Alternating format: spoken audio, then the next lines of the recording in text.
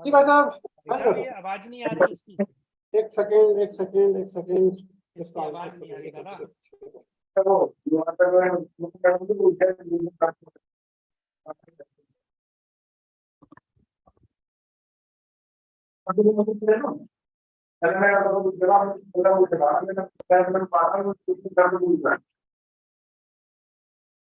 आ रही है आवाज?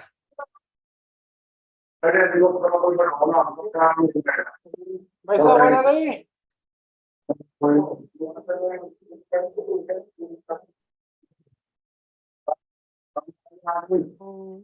हेलो।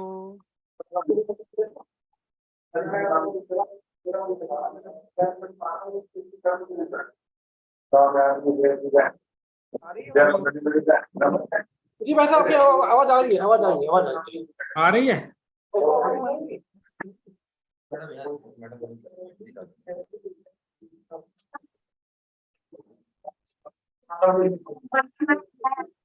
भाई साहब आप बोलना जरा। भैया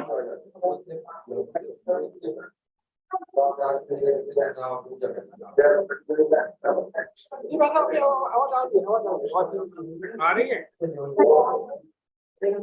hello hello. Am I audible, Dinesh भैया? भाई साहब आप बोलना जरा। हाँ भाई साहब नमस्कार।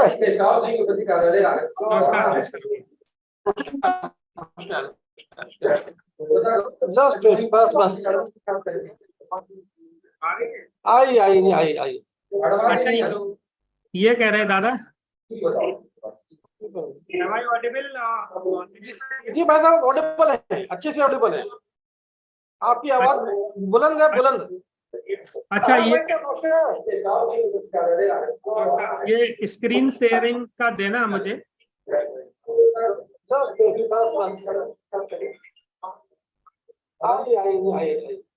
अच्छा ये कह रहे हैं दादा जी Am I audible, जी आप ऑडिबल है, ऑडिबल है, अच्छे से ऑडिबल है।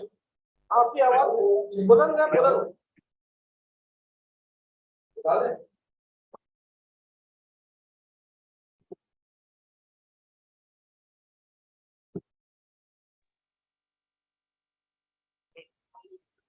मेरा काला काला चेहरा आ रहा है, तो इसको कैसे करोगे सही? सर मेरी आवाज सुन पा रहे हो? दिनेश सर मेरी आवाज सुन पा रहे हो? जी कौशिक जी आपकी आवाज आ रही है। हाँ ठीक है, ओके। हाँ सर प्रणाम। प्रणाम। हाँ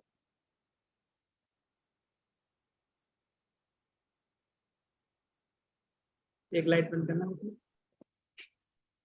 now it's fine, it is better, ये ठीक है।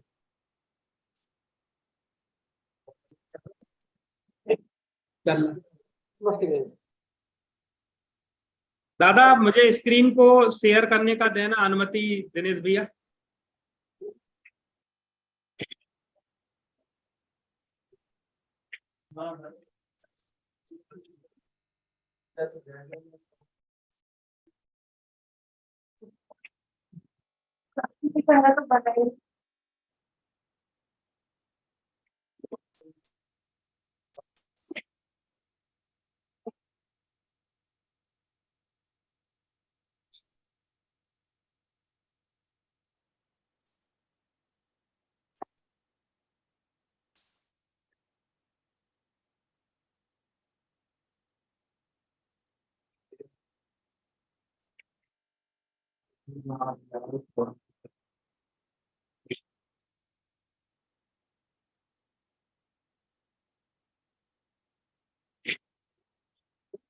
हेलो। जी भैया हाँ आवाज है ना भाई साहब? आपकी आवाज बिल्कुल आ रही है। मुझे केवल अनुमति देना उसकी स्लाइड शेयर करने की।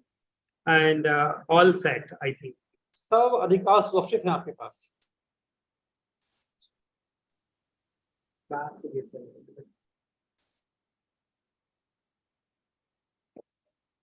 शेयर स्क्रीन अलाउड है भाई साहब आपके पास? वाह, क्या बात है सर।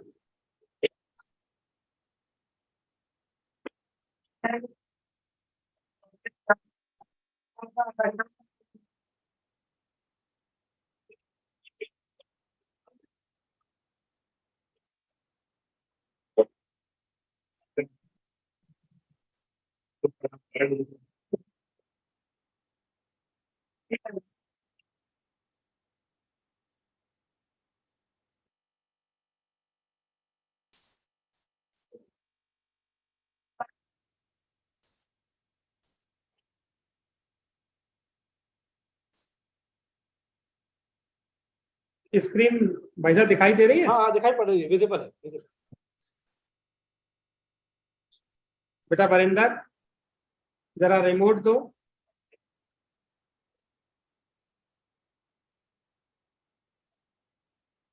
सर दिनेश, मैं सुनाई दे रहा हूँ आपको? हाँ जी सर, आपकी आवाज मुझे आ रही है सर, आपकी आवाज। Thank you sir. बेटा रिमोट। दिनेश सर मेरी आवाज भी आ रही है ना सर, ऑडियो है?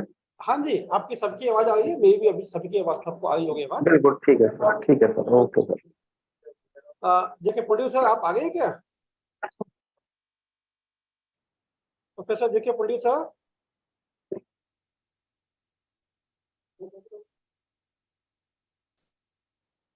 प्रोफेसर जेके प्रोड्यूसर, क्या आप ज्वाइन कर चुके हैं?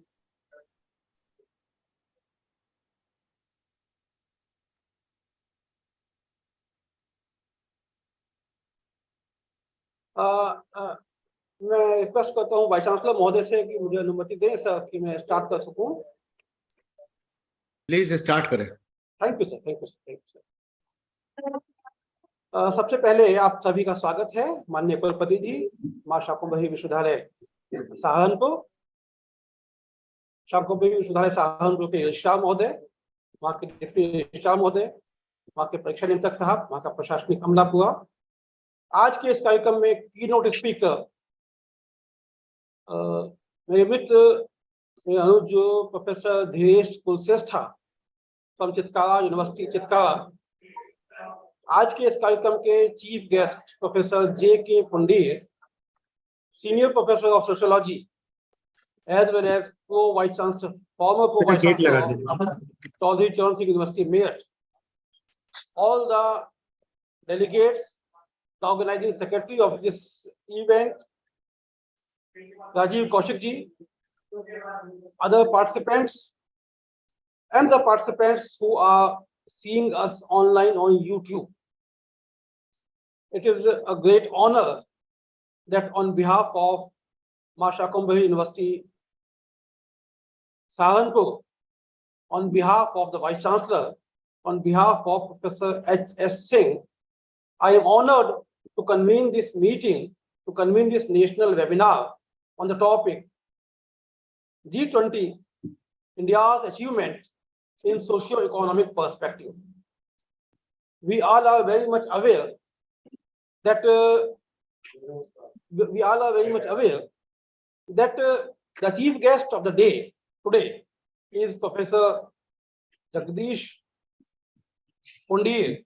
He is the senior professor of sociology, and he will be delivering upon the various dimensions of G20 in terms of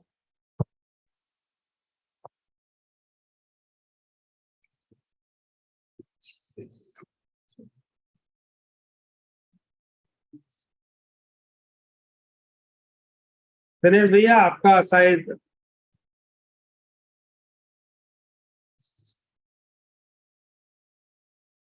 Kaushik ji,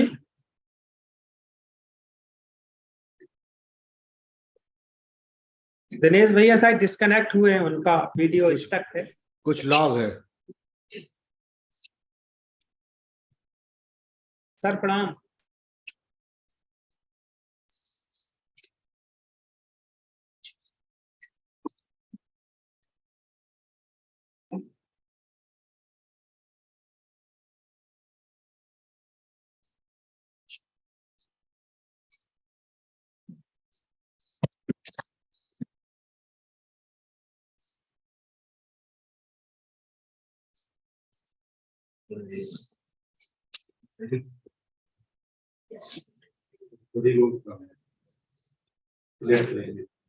Now, You are. okay. Thank you, sir. There was a connectivity issue. I was just discussing about the economic dimensions of G20, to which Professor Dhyesh Kulsesta will be delivering upon. And Professor Dhyesh Kulsesta is the leading scholar in the area of economics, and he has the wide experience of teaching in economics on multiple dimensions. Presently, he is teaching economics as well as performing as Dean of Economics in Chitkara University, Chandigarh. With the of just wait. Sir. हाँ जी sir. मैं allow कर रहा हूँ sir. Okay sir. Sir हाँ जी sir.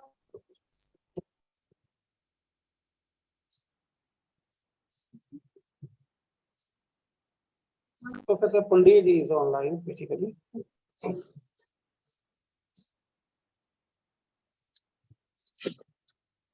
Just wait so that we can welcome Professor Pandit also. No issue, Dada. We are on time, and this time we are early. Sir professor Pandit sir आप join कर चुके हैं. जी. Professor जेके पंडित sir आप join कर चुके हैं.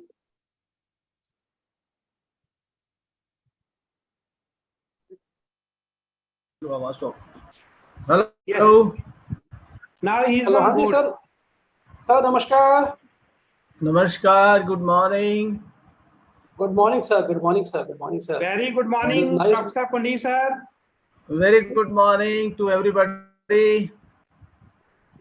Nice to see now- you, sir. I will be back.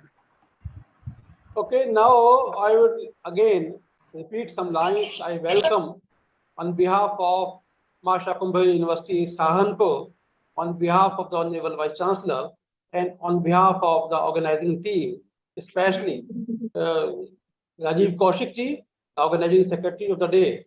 I welcome Professor J.K. Pandit sir as chief guest of the event, and we are very blessed that we will be having the blessings of Professor J.K. Pandit sir, especially in the area of G20 and the social dimensions. And we are very blessed in the area of. Please be on mute mode so that we can have some good discussion. Please I request all the persons to please be on mute mode, except the speaker who will be speaking.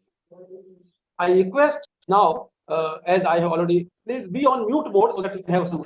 The keynote speaker, Professor Dhyesh Kulsesta from Chandigarh University, from Chitkara University, Chandigarh, especially who is working in the multiple dimensions and who has some leading from Chandigarh University role in G20 also, who has also visited Mandapam G20 program, which was organized by the Honorable Prime Minister in New Delhi, Mandapam. So I request and I honor as well as I welcome Professor Dhyesh Kulsesta and request him to please start his deliberation, start his discussion on G20 and economic aspect. And social aspect will be covered by J.K. Pandit. It's over to Professor Dhyesh Kulsesta. Professor Dinesh, I would like to interrupt. Sir, please.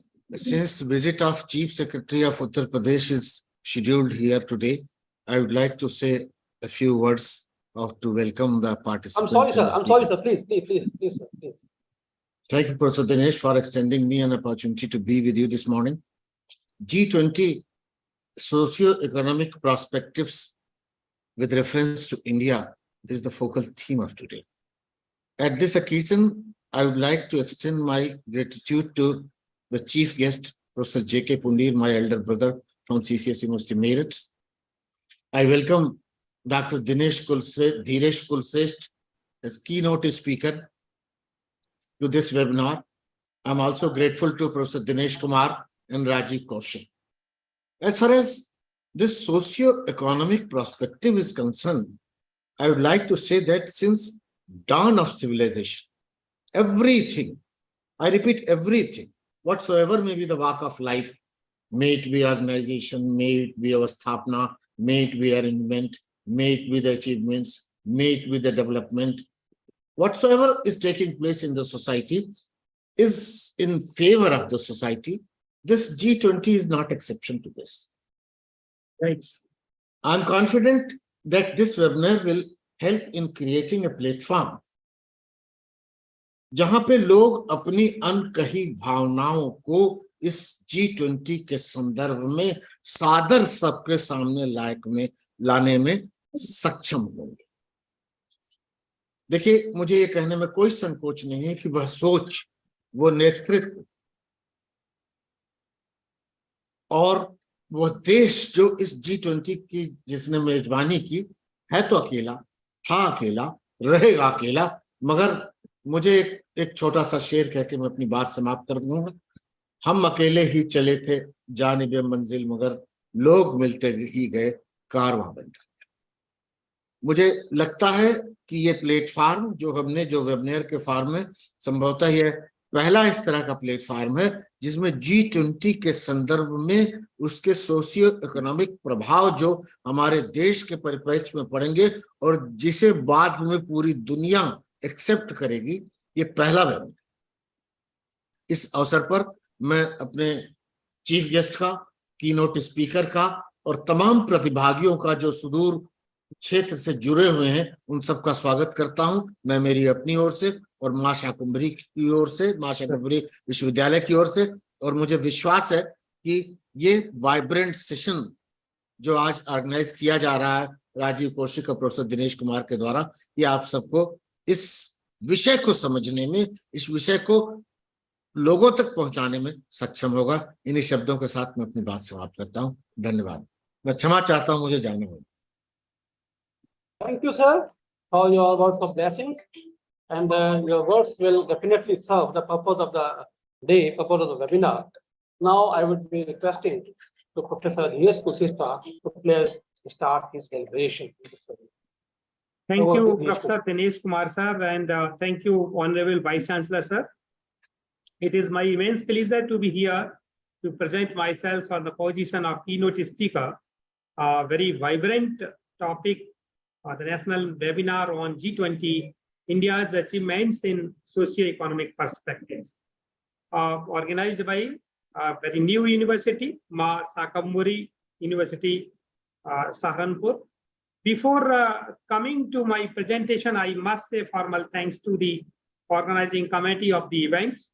First of all, my heartfelt thanks to the Honorable Patron and Honorable Vice Chancellor, MSU, Hello. sir. And Hello. Today's event chief guest of the day, Professor J.K. Paneer sir, former Pro Vice Chancellor. He's the great socialist and great professor, scientist, social scientist from Chaudhary Charan Singh University, Meerut, Uttar Pradesh, for extending exceptional support to conduct a very relevant discourse on relevant topic, I mean to say, as more efficient in current time. I'm also thankful and feel fortunate to have with us stalwarts of economics, my elder brother. He is also the academic coordinator for IEA, a northern part of country, Indian Economic Assistant, of course, Professor Dinesh Kumar sir, from Chaudhary Charan Singh University, Meerut. He is a very energetic person, and he always loved to delivering that kind of discourse in Pan India. And organizing secretary of the events is Rajiv Kaushik ji. He is from CKK Jain PG College, Khatali, and registrar, of course, of this events, MSU, Sri Birendra Kumar Maurya sir. My profound regards to you all, because that kind of platform we required to enlighten our societies what kind of impact of G20 summit, socio-economic impact on the society as well as economic aspects. So thanks a bunch for inviting me for this academic discourse, sir. I must congratulate to all the members of organizing committee of this event. I just wish to give the crux of the my presentation part. I will cover. Dheerji, Yes.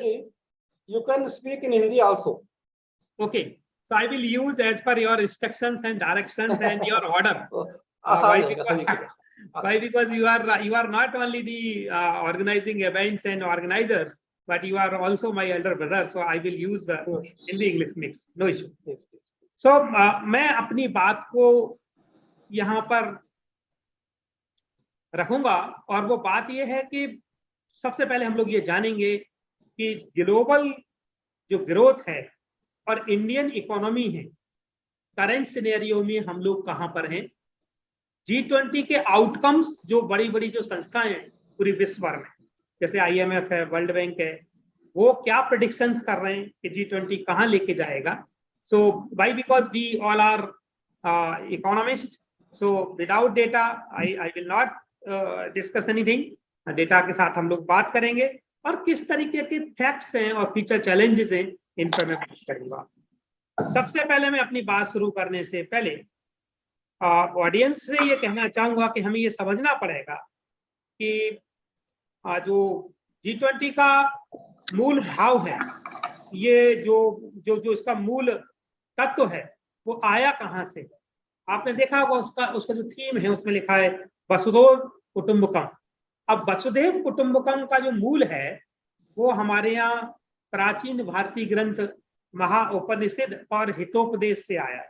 जैसा मैं इसलिए बताना जरूरी है कि इस मूल भाव में ही हितोपदेश छुपा हुआ है। जहां पर हितोपदेश की बात होगी वहां पर सोशियो इकोनॉमिक डायमेंशंस की बात होगी, जिसका मतलब है, इसका इंपॉर्टेंस है कि इस तरीके की जो इसका जो हमारा ध्येय वाक्य है, जो मूल वाक्य है वसुधैव कुटुंबकम, यानी कि पूरी धरती ही एक परिवार है, वसुधा ही एक कुटुंब है। तो जब ऐसी भावना के साथ हम G20 को किए और उसको आगे ले जा रहे हैं तो निश्चित रूप से इसमें सोशल भी जुड़ा हुआ है और इकोनॉमिक भी।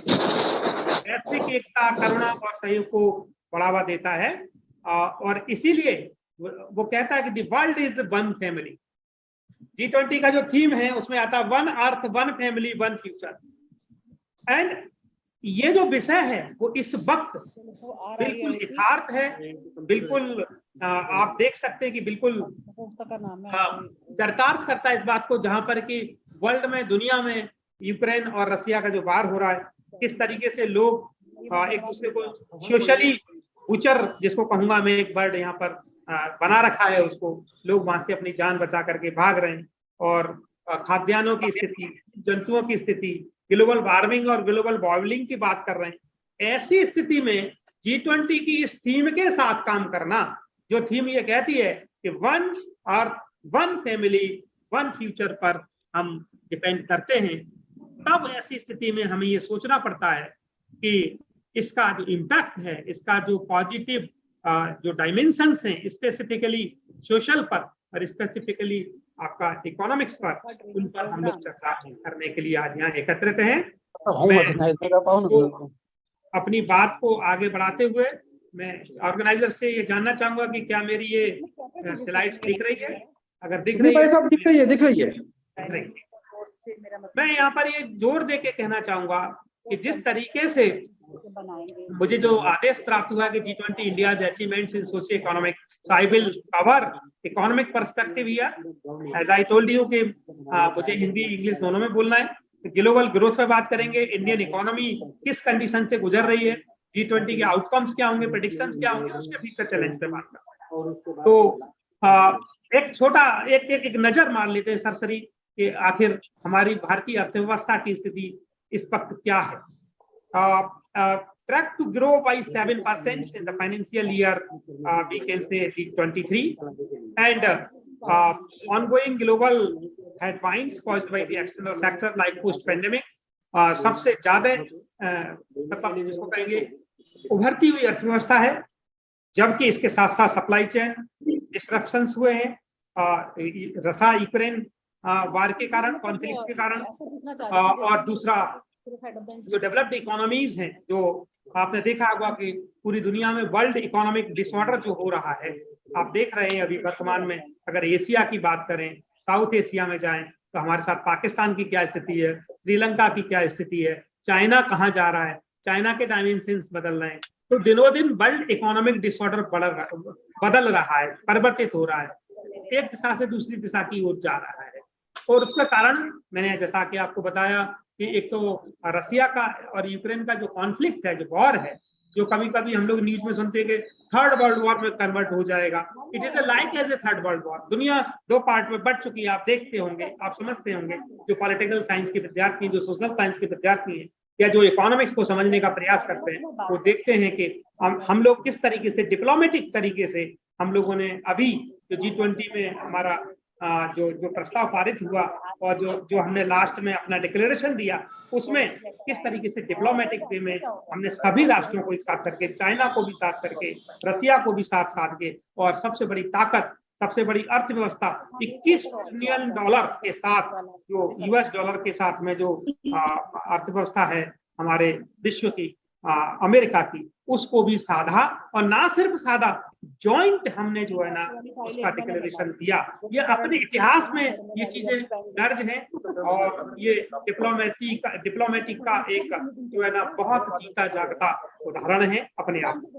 मैं यहाँ पर जोर दे के ये बात कहना चाहूंगा कि जो भारत की अर्थव्यवस्था है, इसमें जैसा कि हम लोग सुन रहे हैं, आजकल बहुत ज्यादा चर्चा में है कि 5th हम लोग लार्जेस्ट इकोनॉमी है, और हम बहुत जल्द ही, ऐसा चुनाव का माहौल है पूरे देश में, लोकसभा चुनाव आने वाले हैं, आम चुनाव आने वाले हैं, तो हम लोग सुन भी रहे हैं और पढ़ भी रहे हैं अखबारों के माध्यम से और प्रेस मीडिया से और प्रिंट मीडिया से, कि जिस तरीके से भारत एक चुनाव के दौर से गुजर रहा है, तो कोई कह रहा है साहब हम 3rd लार्जेस्ट इकोनॉमी हो जाएंगे, कोई कह रहा है साहब हम 5th लार्जेस्ट इकोनॉमी तो हैं बट 3rd जल्दी से जल्दी पहुंच जाएंगे। इन सब तथ्यों को समझना इस वेबिनार के माध्यम से आज मूल उद्देश्य है, और इस पर G20 कितना प्रभावी है उसको हम आंकड़ों के माध्यम से समझने की कोशिश करते हैं। 3rd लार्जेस्ट हम लोग परचेजिंग पावर पैरिटी PPP के माध्यम से हैं, जो इकोनॉमिक्स के विद्यार्थी वो इसको समझते हैं, मैं ज्यादा इसमें डिटेल में नहीं जाऊंगा।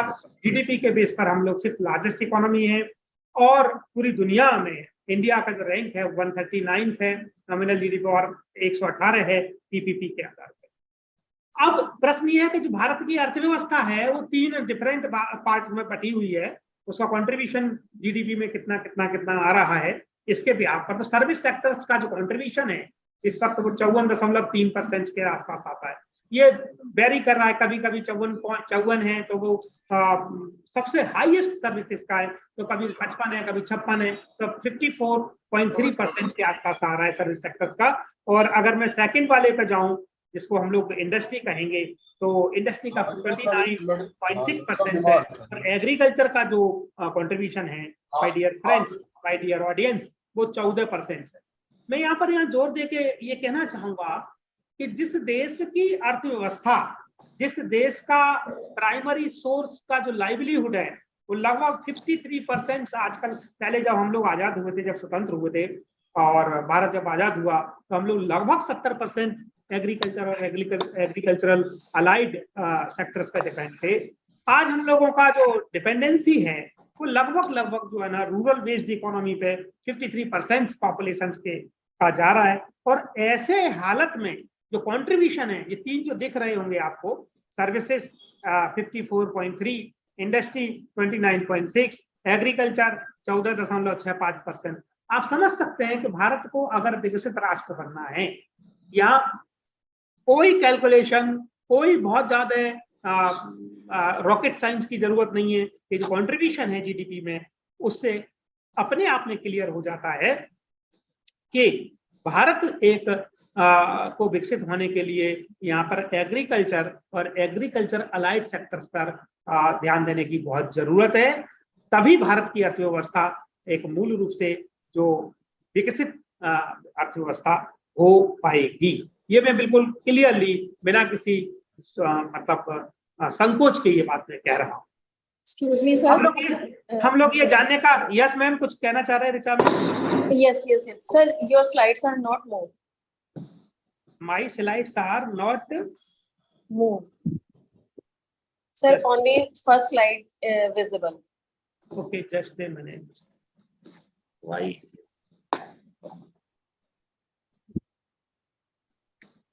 Just a minute. Thank you, ma'am. आपने बताया. Welcome, sir. Well, only one way. This is technical glitch, ma'am. I am simple economist. Just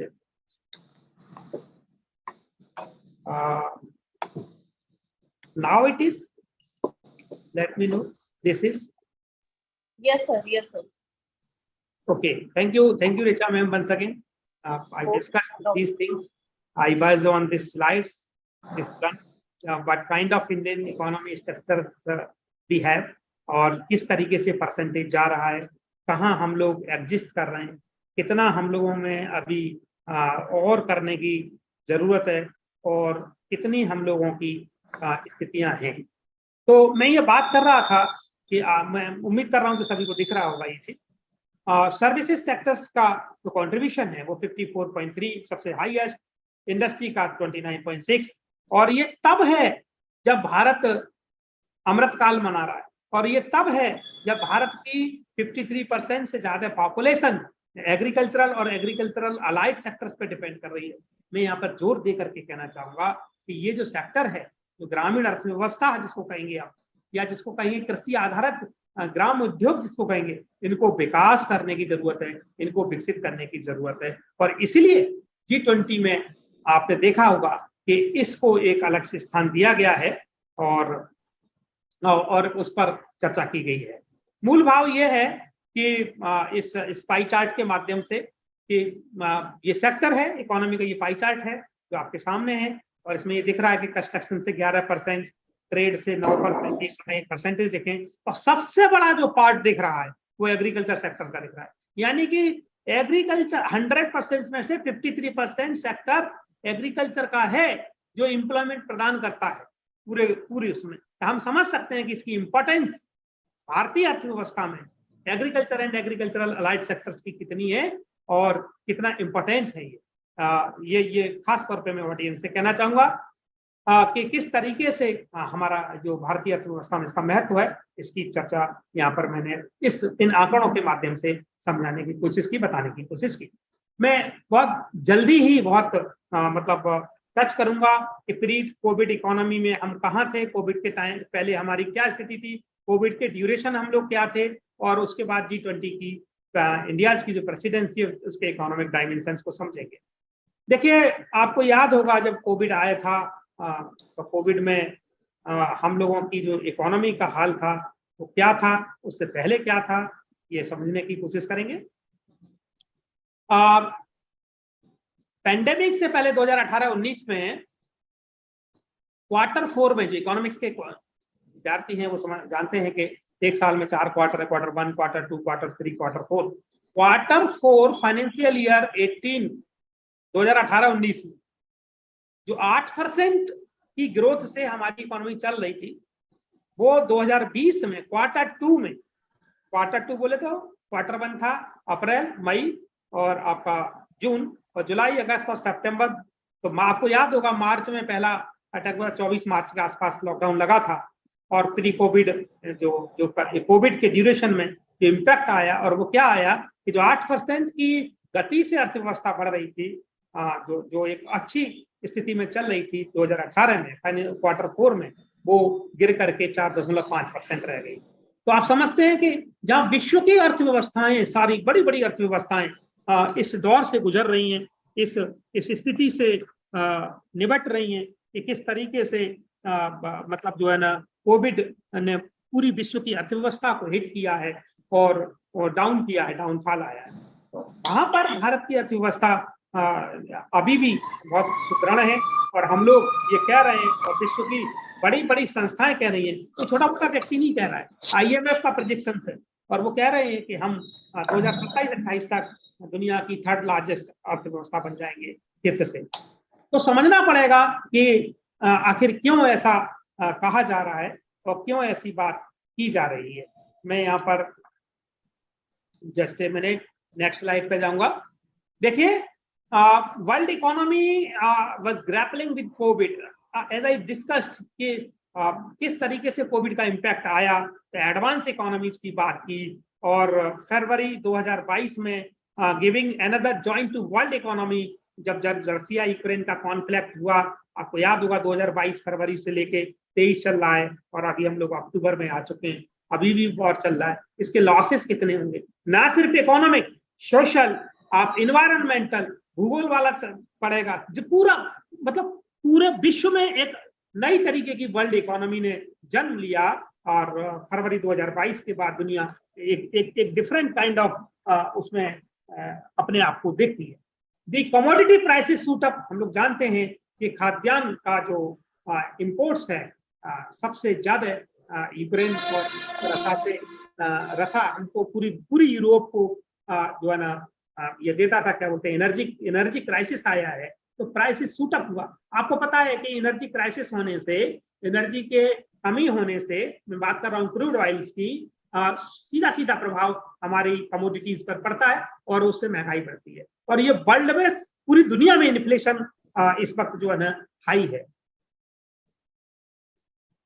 world की यूरोपियन जो इकोनॉमी है वो भी तबाह होने के कगार पे है इस वक्त।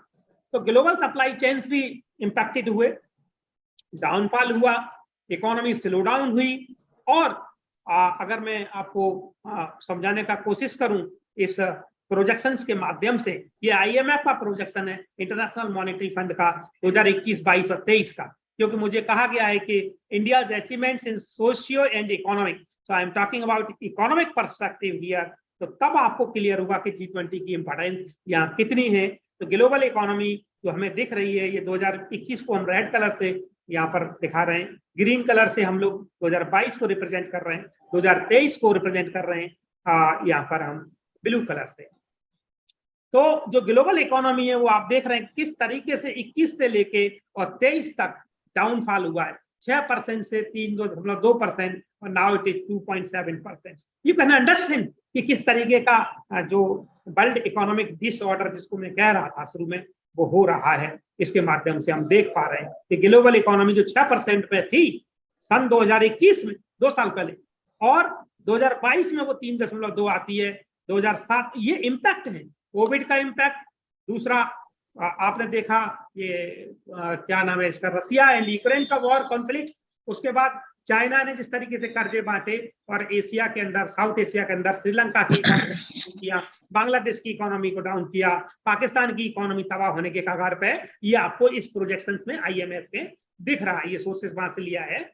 एडवांस इकोनॉमीज की अगर हम बात करें तो एडवांस इकोनॉमीज में भी 5.2%, जिनको हम कहते हैं विकसित अर्थव्यवस्था है ना, उनकी इकोनॉमीज की हालत यह है कि 5.2 जो 2021 में थे, 2022 में 2.4, लगभग आधे रह गए, आधे से भी कम, और 2023 में 1.1% रह जाते हैं। और अगर मैं बात करूं emerging market and developing economies की, जिसमें कि भारत आता है, तो डेवलपिंग इकोनॉमीज में 6.6% और 3.7 और 3.7, यानी कि भारत की अर्थव्यवस्था को बचाने में सबसे ज्यादा जो योगदान है वो योगदान है यहाँ के ऑर्गेनाइजिंग सेक्टर्स का, यहाँ के ग्रामीण अर्थव्यवस्था का, यहाँ के रूरल इकोनॉमी का। यहाँ पे इसको समझना बहुत जरूरी है, और इसलिए कि इंडिया का जो इकोनॉमी है करंट सिनेरियो में, ये केपीएमजी एक बहुत अच्छी कंपनी है जो कि रेटिंग्स करती है, वो उस रेटिंग्स को मैंने आपके सामने रखा है। एशियन डेवलपमेंट बैंक के एक डेटा को मैंने सामने रखा है, उनको यहाँ कोट कर रहा हूँ कि आप देख रहे होंगे जीडीपी ग्रोथ जो 7.2%, जो कि फोरकास्टेड किया गया था 8.7%, कैपेक्स रेट है ना $6,669.7 बिलियन, एक्सपोर्ट्स की बात कर, रिन्यूएबल एनर्जी की बात हो रही है।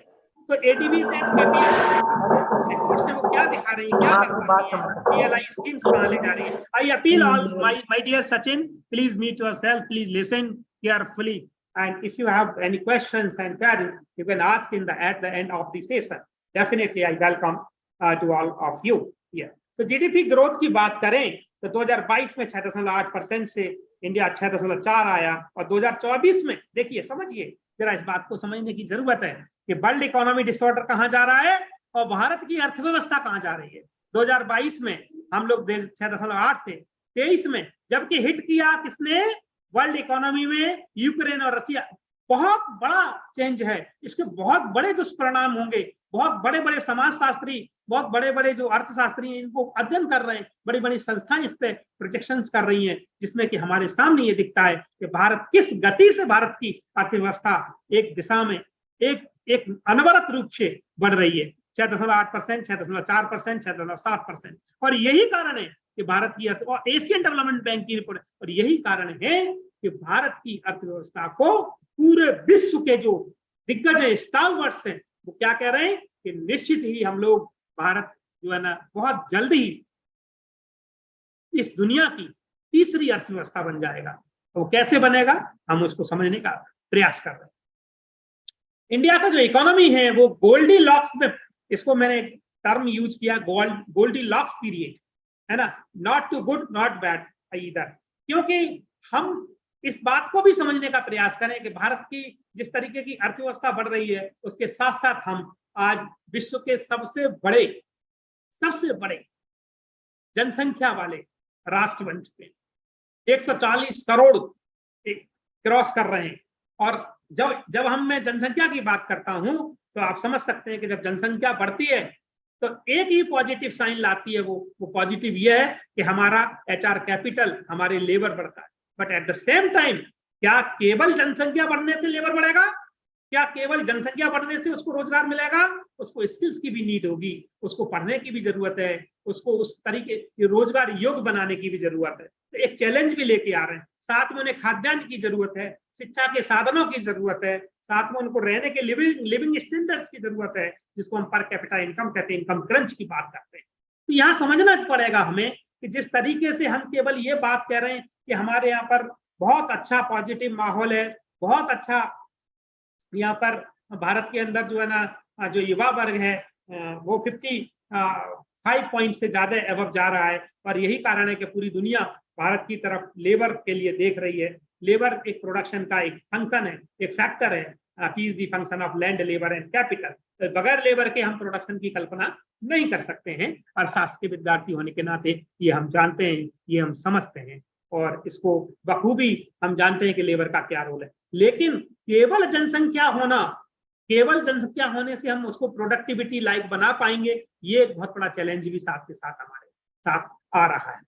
कुछ डेटा के साथ मैं बात करूंगा, आपके सामने है, और वो मुझे पता है क्योंकि आज जो चीफ गेस्ट हैं, मुख्य अतिथि हैं प्रोफेसर कुंडीर, हमारे बहुत सीनियर हैं, वो सोशल एस्पेक्ट्स पे बात करेंगे, तो उनको भी सुनना है। मैं बहुत उत्सुक हूं उन्हें सुनने के लिए।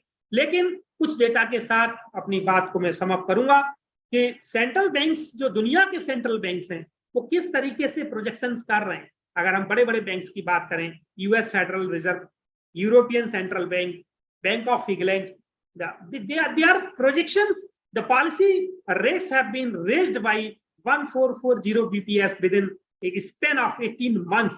I am giving the figure 2 here. This is the figure 2.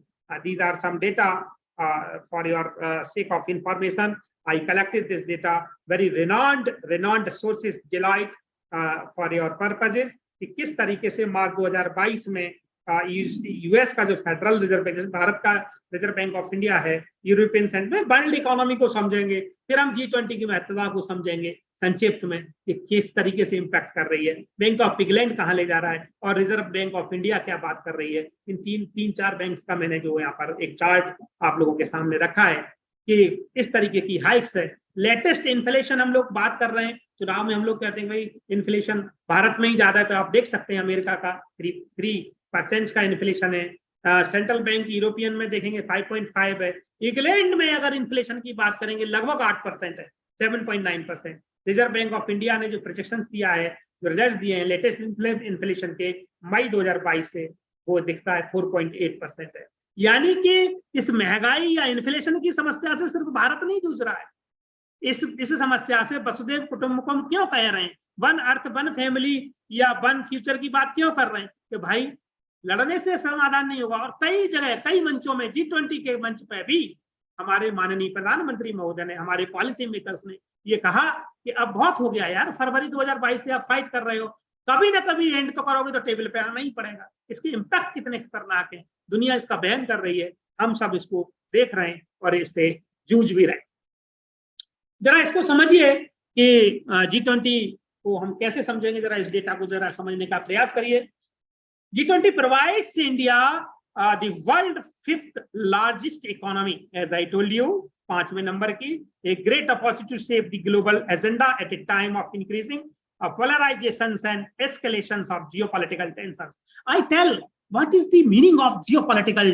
Well, because when we talk about the international economy or international world economic disorder, तब हमें ये समझना पड़ेगा कि चाइना किस तरीके से हमको, यहाँ पर कुछ डेटा दूंगा कि चाइना इस वक्त जो है ना लगभग 14 से 16 ट्रिलियन डॉलर के बीच में, यूएस डॉलर 14 से 16 ट्रिलियन डॉलर की इकोनॉमी चीन है।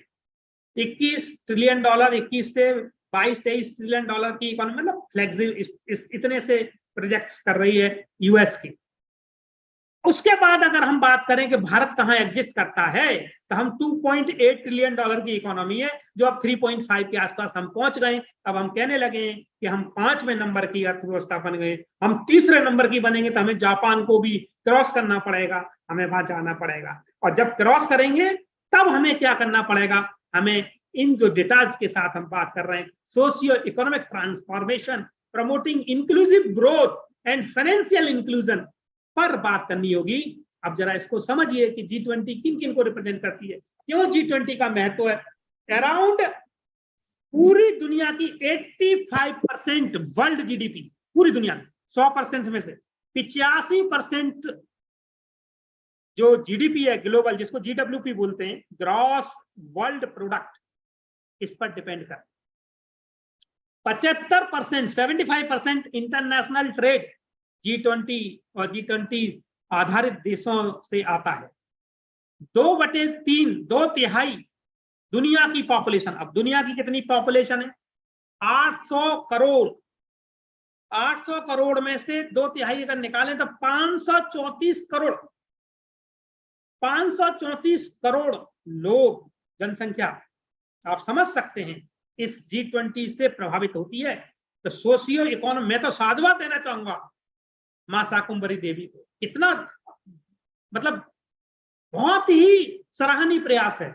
माननीय दिनेश जी मेरे अग्रज और वाइस चांसलर महोदय और जो ऑर्गेनाइजिंग टीम है, कि ऐसे विषय पे बात करना, और छोटा सा विश्वविद्यालय नवजात जिसने इतना अथक प्रयास किया, और बहुत सराहनीय है, क्योंकि 2/3 की बात जब मैं करूंगा तो 534 बिलियन लोग इससे प्रभावित हो रहे हैं, इसके इम्पैक्ट से। इंडिया और चाइना को अगर जोड़ लें हम, साउथ एशिया की बात करें, तो 140 और 144, लगभग 284। आप समझ सकते हैं पूरी दुनिया 800 करोड़ की, उसमें 2 देश 284 बिलियन, 284 करोड़, यानी कि पूरी दुनिया भारत की तरफ देख रही है। तो पूरी दुनिया आज भारत इधर निगाह करता है तो यूरोप हमारी तरफ देखता है। कारण ही यह है कि हमारी ताकत ही है कि हम पॉपुलेटेड तो हैं बट बैलेंस्ड है, पॉपुलेटेड तो हैं बट एनर्जेटिक हैं, पॉपुलेटेड तो हैं but we have to skill our population and young minds. तो इसको समझने की जरूरत है। मिडिल ईस्ट कंट्रीज, अब आप इसको समझिए कि मिडिल ईस्ट में इन्होंने जो कॉरिडोर बना दिया G20 ने, इसके इकोनॉमिक डायमेंशंस क्या होंगे, इसको समझने की जरूरत है। G20 का जो मिडिल ईस्ट है, अगर मैं थोड़ा थोड़ा, आप उम्मीद है कि आपको इंटरेस्ट आ रहा होगा, मैं जो डेटा दे रहा हूं इसे समझने का प्रयास कर रहे होंगे, क्योंकि इकोनॉमिक्स बिना डेटा के तो समझ, मतलब वो क्लियर ही नहीं कर पाएगा इसका इंपॉर्टेंस क्या है। लगभग 18 देश हैं मिडिल ईस्ट में, और वो 18 कंट्रीज से होकर के, अब आप देखिए 18 कंट्रीज से होकर के, अगर मैं उनके नाम लूं, Iran, Jordan, Saudi Arabia, Egypt, Turkey, Oman, Iraq, OPEC countries की हवा निकली हुई है। क्यों निकली हुई है? ग्लोबल बायोफ्यूल अलायंस हम बना रहे हैं, जिसमें हम लोग रिन्यूएबल एनर्जी की बात कर रहे हैं, इथेनॉल की बात कर रहे हैं, और 18 मिडिल ईस्ट कंट्रीज के माध्यम से होते हुए जो चाइना ने अपना जो बनाया था, एक बेल्ट बनाई थी, उस बेल्ट को हम ब्रेक कर रहे हैं। ये G20 में पूरा डिटेल में दिया है कि किस तरीके से भारत, और उसके सीधा लाभ, उसका सीधा लाभ भारत की एनर्जी सेक्टर को होगा। और उससे होगा क्या, हमारा प्रोडक्शन पे कॉस्ट कम आएगी, हमारे यहाँ इन्फ्लेशन कम होगा, रोजगार के नए साधन होंगे, और निश्चित रूप से हम जानते हैं, इकोनॉमिक्स के विद्यार्थी हैं, इकोनॉमिक्स के स्कॉलर होने के नाते, कि इससे हमारी अर्थव्यवस्था को बूम मिलेगा।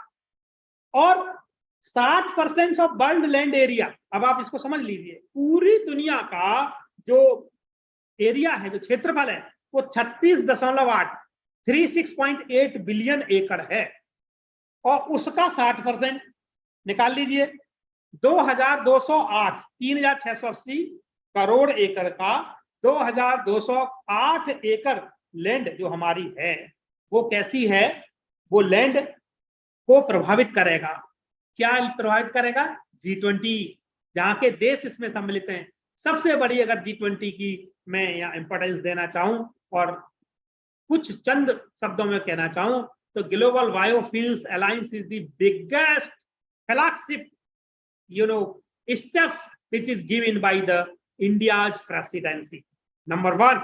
नंबर 2, जो दूसरा उन्होंने लिया है, जिस तरीके से साउथ अफ्रीकन कंट्रीज, जो 54 कंट्रीज हैं, उनको एक साथ ला करके खड़ा करना और उनको अपने साथ G20 के मंच पर जोड़ना, ये भारत की अपूर्व सफलता है। इससे पूरा का पूरा अफ्रीकन, जिनको हम वंचित समझते थे, जिनको हम दूर रखते थे, इस पे मेरे मार्गदर्शक अग्रज श्री पुंडी साहब ज्यादा सोशियो डायमेंशंस पे बात कर पाएंगे, मैं उसमें थोड़ा सा वीक हूं, लेकिन इकोनॉमिक की बात करूं तो डेफिनेटली बहुत बड़ा कदम है ये आने वाले समय में। तीसरी जो बात की है वो है ग्लोबल बायोफ्यूल अलायंस, ये 3। और चौथा जो बात किया है कि जो सारा कंट्रीज, जो 144 के आसपास जो देश हैं, और जिधर G20 जाता है, जिनमें जो प्रमुख राष्ट्र हैं, वहां पर उन्होंने एक जो ज्वाइंट डिक्लेरेशन दिया, ये बहुत अद्भुत है। मैं आपको बता रहा हूं, 26 तारीख को मैं भारत मंडपम में था अपनी टीम के साथ में, माननीय प्रधानमंत्री जी से भेंट करने का, उनको सुनने का मौका मिला as a coordinator of the G20 summit in my university. तो वो ये कह रहे थे कि हम लोग मतलब बैक फ्रंट पे काम कर रही थी उनकी टीम, चाइना तैयार नहीं था उस पर साइन करने के लिए। आप समझ सकते हैं, रसिया हमारा पुराना दोस्त है, हम उसको छोड़ नहीं सकते। अगर डिप्लोमेसी किस कदम, मेरे गूज बम्प होते हैं, रोंगटे खड़े होते हैं कि किस तरीके की डिप्लोमेसी रही होगी। दिन रात 24 घंटे उनको एक मंच पर लाना, एक तरीके का ज्वाइंट डिक्लेरेशन दिलवाना, और उस ज्वाइंट डिक्लेरेशन के परिणाम पूरी दुनिया देख रही है कि एक तरफ भारत, जिसपे पूरा यूरोप उसके अगेंस्ट में, जर्मनी, रसिया के अगेंस्ट की बात कर रहा हूं, जर्मनी, तुर्की, आप देखिए पूरा का पूरा वर्ल्ड 2 पार्ट में, 2 भाग में दिख रहा है, और भारत दोनों को साधे हुए, बैलेंस किए हुए। निश्चित ही मैं सैल्यूट करूंगा आज के पॉलिसी मेकर्स को, एक जिस तरीके से माननीय हमारे पैट्रन जो मां शाकंभरी विश्वविद्यालय के कुलपति महोदय ने कहा कि जिस तरीके से पॉलिसी मेकर्स बना रहे हैं पॉलिसी G20 का इम्पैक्ट। बात करूंगा $5 ट्रिलियन इकोनॉमी की, 3rd number Indian economy after 2030, लगभग 27-28 के आसपास गीता गोपीनाथ जो IMF की CEO है, उन्होंने बोला है कि ऐसा होगा। तो आपको ये जानकर के यहाँ पर मैंने जैसा का डेटा दिया था कि USA वो 21.44% डॉलर की इकोनॉमी, चाइना $14.414 की इकोनॉमी, जापान $5.15 की इकोनॉमी, जर्मनी $4 ट्रिलियन की इकोनॉमी, इंडिया ने अभी अभी $3.5 ट्रिलियन इकोनॉमी को क्रॉस किया है।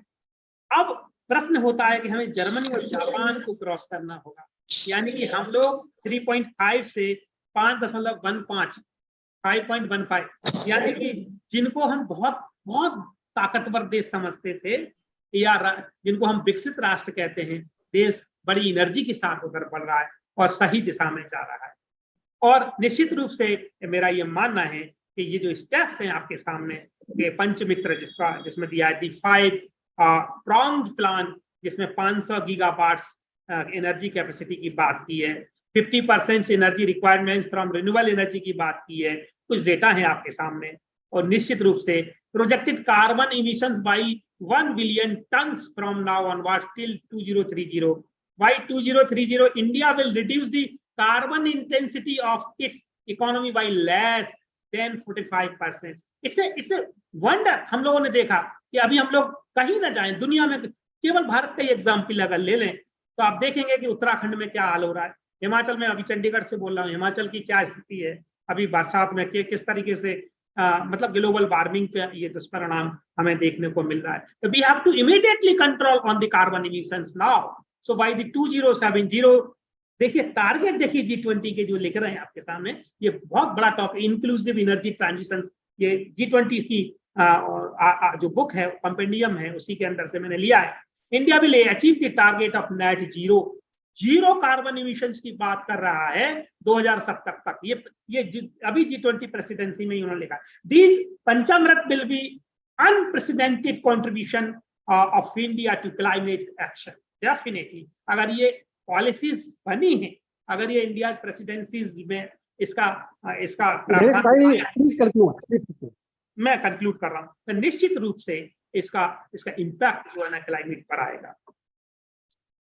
एक जो लाइफ स्टाइल फॉर एनवायरनमेंट, एक लाइफ करके उन्होंने जो दिया है, जो 20% life will strengthen the spirit of P3 model जो दिया है, प्रो प्लैनेट पीपल, ये भी G20 में है. Bridging the divide, digital public goods की बात की है. पूरी दुनिया में यूपीआई आपको पता है कि pioneered by the India example, digital public goods की बात की है. Last year over 40% of the world real time payment transaction took place by the UPI. तो ये कुछ डेटा हैं जिनको हम दुनिया को हम दिखा पा रहे हैं, और ये G20 की कारण, G20 इंडिया प्रेसिडेंसी के कारण हम लोग भारत इस स्थिति तक पहुंचा है. मैं यहाँ पर अपनी बात को इन्हीं शब्दों के साथ कंक्लूड करूंगा कि India's economic development in changing scenario, Indian economy is emerging economy at all over the world. SSGs, NCIs, जिसपे के मार्केट लिंकेज और सस्टेनेबल डेवलपमेंट, आत्मनिर्भर भारत, हम लोग जानते हैं, one village one product, one आपके उत्तर प्रदेश में तो चल ही रहा है, वन डिस्ट्रिक्ट वन प्रोडक्ट वाला. एज पर IIM प्रेडिक्शंस, हम लोग 6.1% 2023. This is up to the 5.9% projection earlier in the year. But IMF ने जो प्रोजेक्ट किया है वो क्या कह रहे हैं, India will be the world third largest economy by 2027-28. तो ये कुछ डेटा है. इन्हीं शब्दों के साथ मैं ये कहूंगा कि इंडिया G20 की मैंने महत्ता यहाँ पे इकोनॉमिक डायमेंशंस में अपनी शब्दों में बताने की कोशिश की. Thank you so much once again to the organiser, especially my elder brother Professor Dinesh Kumar sir, and Honorable Vice Chancellor sir, Registrar sir, Kaushik ji, thank you so much. Thank you so much once again. I stop my talk.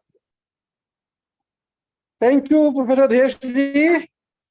Thanks a lot for your wonderful deliberation.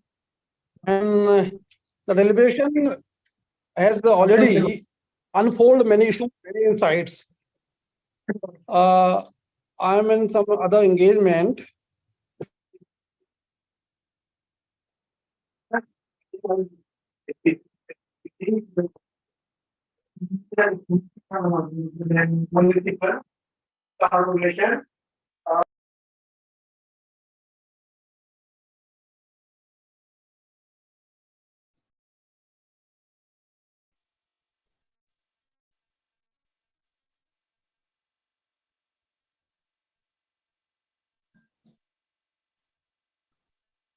Professor Dinesh Kumar, we are not audible to you, sir. Okay, I'm sorry. मेरी आवाज आई है? Now you are audible. Better. Okay. Thank you, Desh bhai. Thank you, Desh bhai. Thank you. Now I'm requesting to Professor J.K. Pandit sir to start his debate in the capacity of chief guest. It's over to Professor J.K. Pandit sir. Thank you, Dr. Dinesh Kumar. Thank you, sir. Good morning, everybody, once again. There was a small technical snag which was corrected by my son, and then I joined again. I am not able to see the faces of the participants. I am seeing Dr. Kulsuresh, Rajiv Kaushik, Dinesh Kumar's face is off, myself. Vice Chancellor Sahab is there somewhere. So let me start saying a word of appreciation for this new university. and its Chief Executive and Academic Officer, Professor H. Singh, for ensuring my participation here. A small saying goes, because as far as I could know, the G20, its foundation, its objectives, I think a person like me will be something like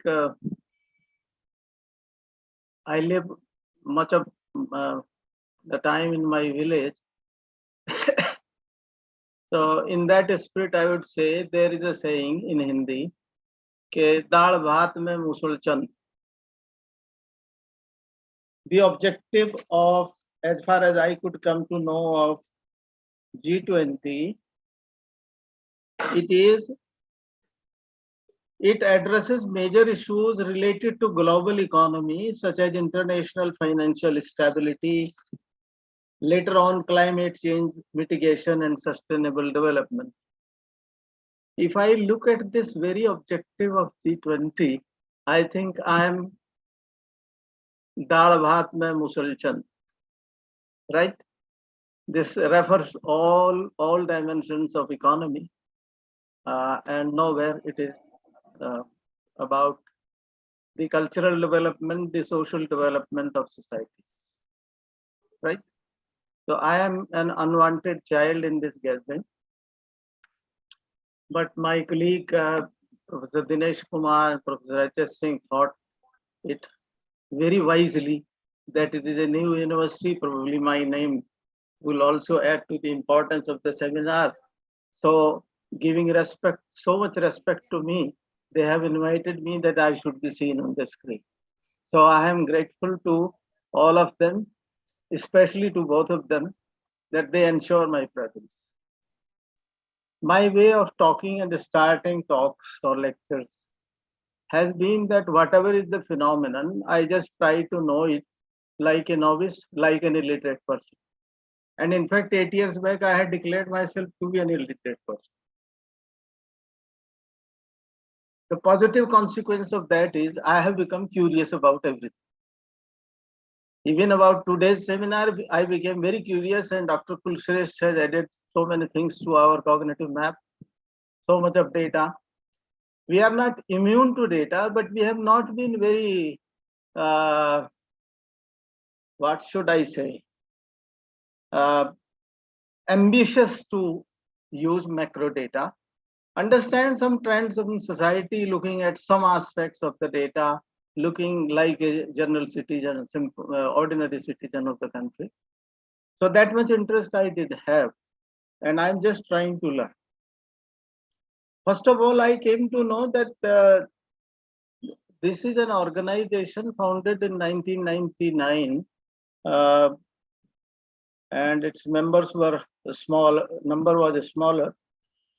And it was kind of an informal group of the finance ministers of these 20 countries, right? And the chiefs of the central banks of these countries. So it is perfectly economic.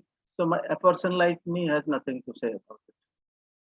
That's good. And I do not know how much achievement they have had. Dr. Kulshrestha has highlighted some of those achievements, and particularly the share of India. Particularly the trends which indicate a very positive economic image of our nation. With those facts coming to us, I also feel, as a citizen of India, proud of my country.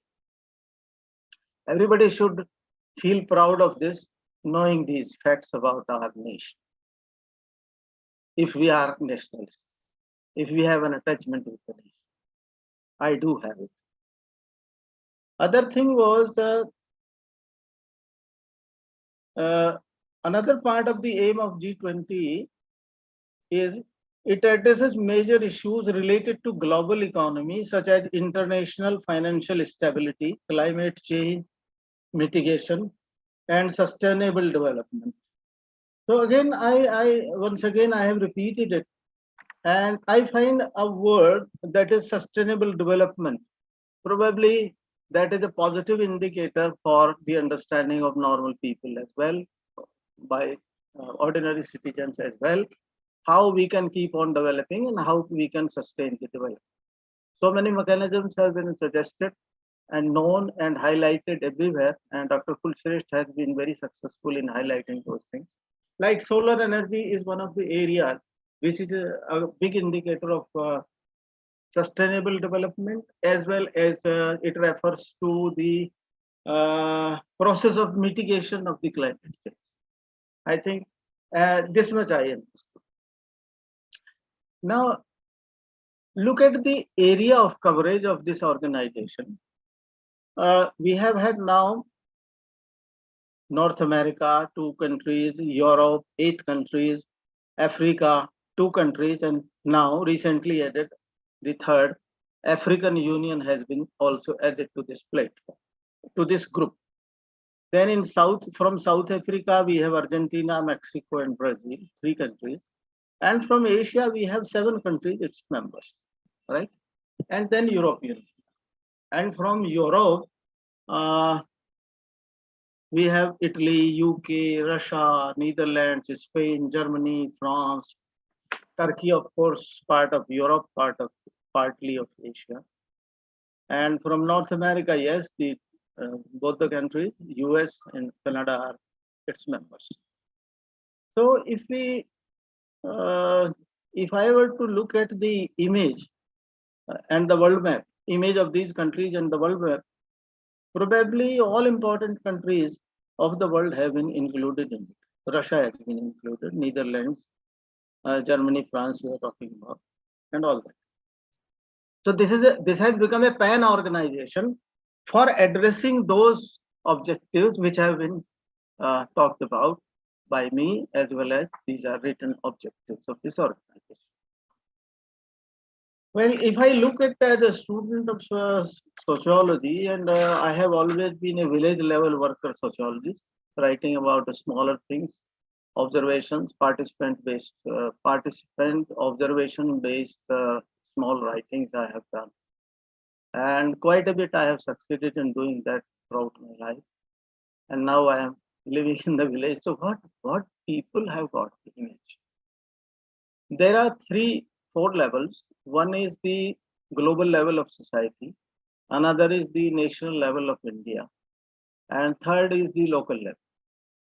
Now, in addition to social and economic and political gains, there are certain gains which are inherent, which are more psychological, which are part and essential part of culture. If the prestige of our group enhances somewhere before the others, it definitely gives us a confidence. It creates an aura in the minds of the people that yes, we are becoming important.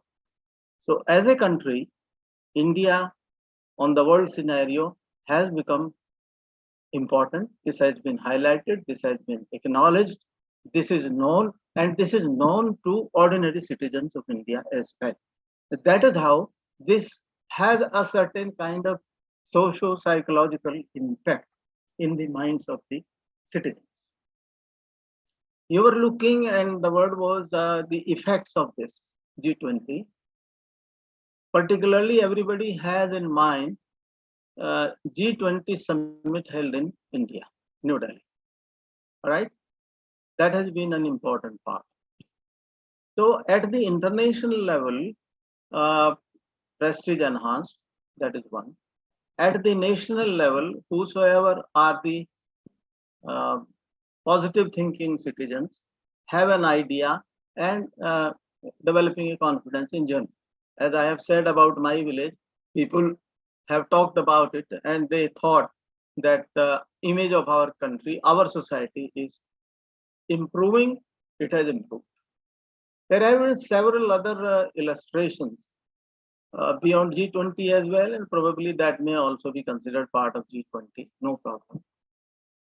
Having an international yoga day included in the calendar of United Nations was one of the big achievements, cultural achievement of India. And our country, our leadership has anyhow made it, and that is contributing to the good image, better image of India now during the last few years, because globally it has been accepted and the practice and the day is celebrated.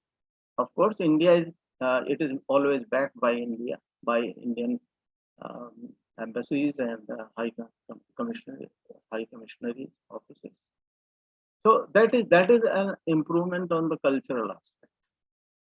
There have been so many resolutions at that level. If we look, whatever was the charter of resolutions, you see, India has further, Dr. Kulshrestha has also acknowledged it, has succeeded in passing all the resolutions, all the paragraphs, all the points of the declaration unanimously with consensus. And in the very beginning, the great achievement on the world level has been that African Union has been included in the very first session, unanimously, without any hitch, without any discussions of any kind. So I think that adds to the confidence of all citizens of this country, of our country, that we are becoming so important that to these developing or underdeveloped regions of Africa, that union could be made a part of this organization, like European Union. Important thing at the international level has been that there was some sort of an opposition or contradiction in the thoughts.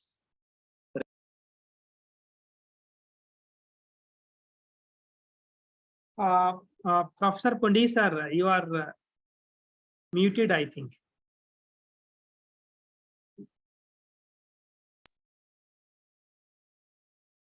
Am I audible? Now it's fine, sir. So far what I have spoken, I think, has gone above and below, above the head and below the feet. No, sir. Only just a half of minute, couple of minutes. Oh my goodness. So I look at this international image of our nation, of our society, and we feel proud of it. So I was talking about the inclusion of African Union, with a unanimous opinion of all the members of the G20. And in 24 years history of G20, now the membership is 24 with inclusion of African Union. So there was in the development debates we have read and we have discussed, there was a contradiction between the thoughts of these developing countries, particularly the African continent and countries of Asia. It was called sometimes North-South dialogue. So in North-South, that kind of certain kind of opposition because of the dominance, political, economic, and past political histories, because they were dominated by the European nations from the north. So to bring this whole together, North-South, I think India's role has been very important, and under the chairmanship of India, this has been possible. Nobody probably has seriously given thought to it, or in earlier meetings in the 18th summit. This has been possible under the chairmanship of India. So this is also an important game that boosts the confidence of India as a whole at the international level. Now we look at some of the programs. 2-3 points have attracted my attention. Another at international level, that is the dilution of US, European Union and European Union's position on Russia. Looking at the recent war between Russia and Ukraine, two brothers, big and small, but there is a conflict and the conflict is continuing and all sorts of parties have been involved.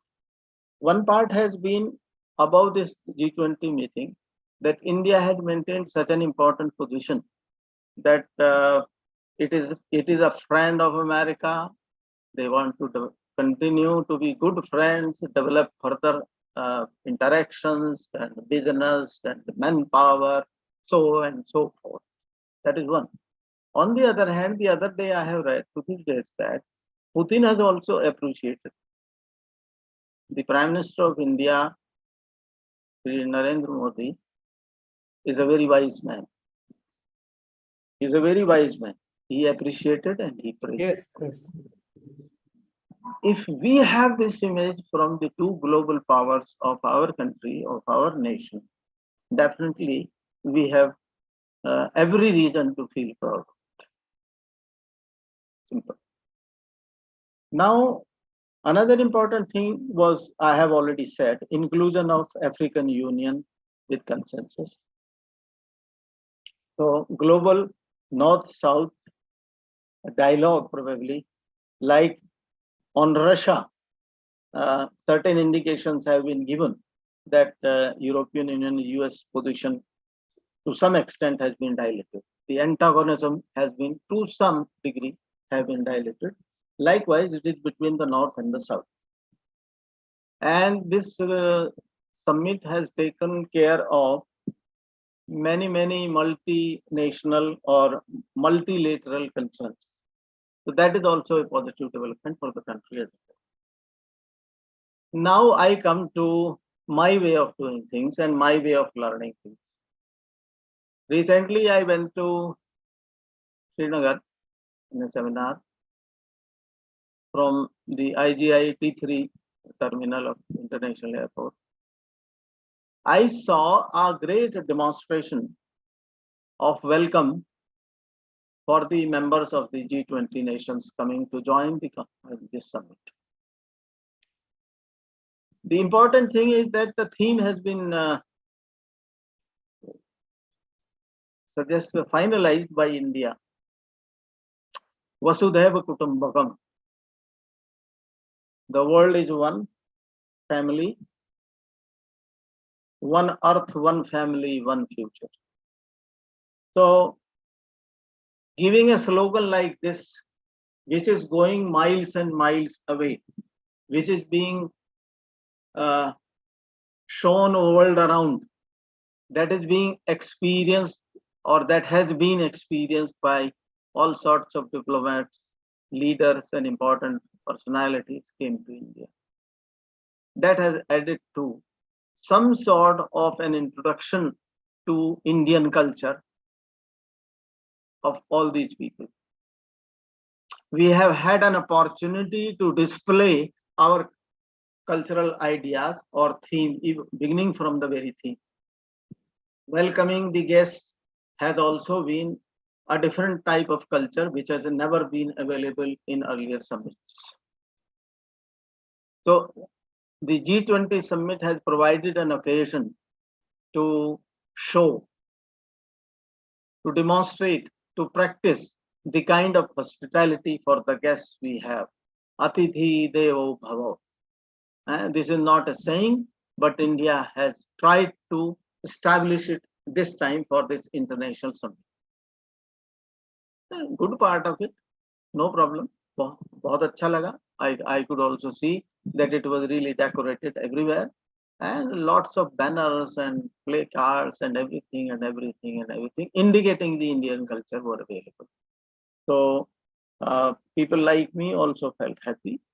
Decorations and all that. Criticizing a thing is very easy. That has become a mentality, not only in India but in this whole Indian subcontinent. That is a kind of mentality.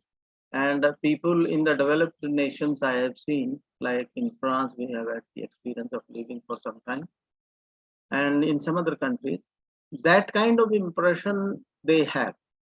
We are jealous people, we are underdeveloped people, we are uncultured people.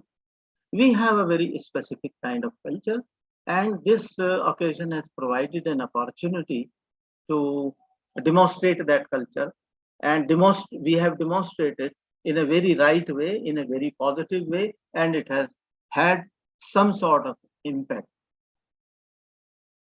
As a student of sociology, we began the understanding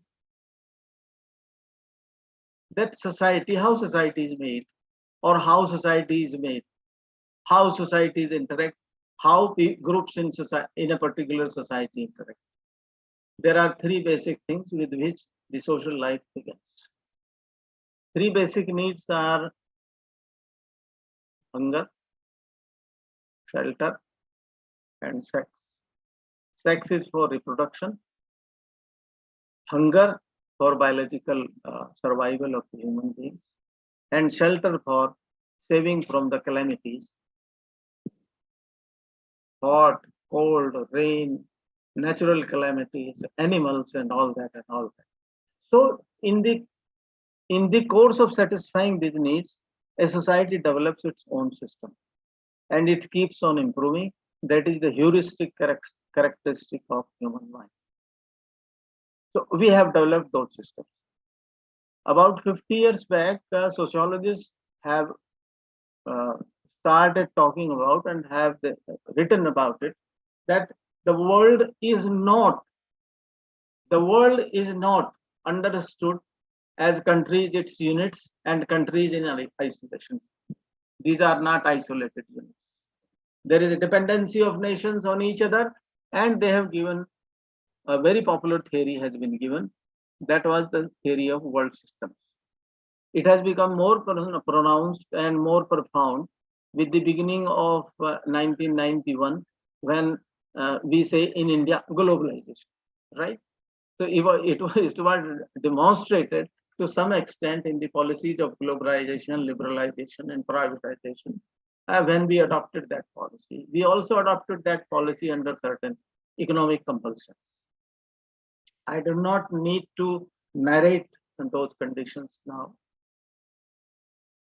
But definitely that kind of system was theoretically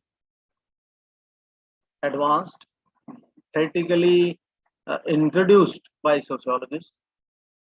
That was followed in practice with the advent of the word globalization.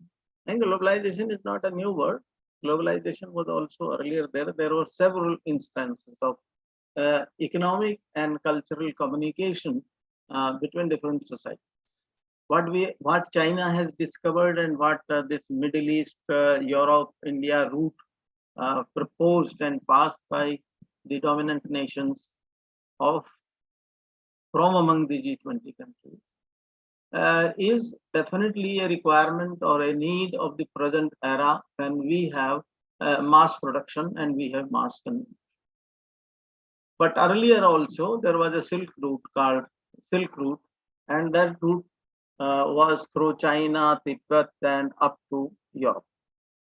A small businessman with local productions used to go and come back within few months or a year after completing a business cycle, taking something from here and bringing something there in the back, and then for another season they will sell off those things here and purchase again local things, and again the cycle was going on, but the process was very slow.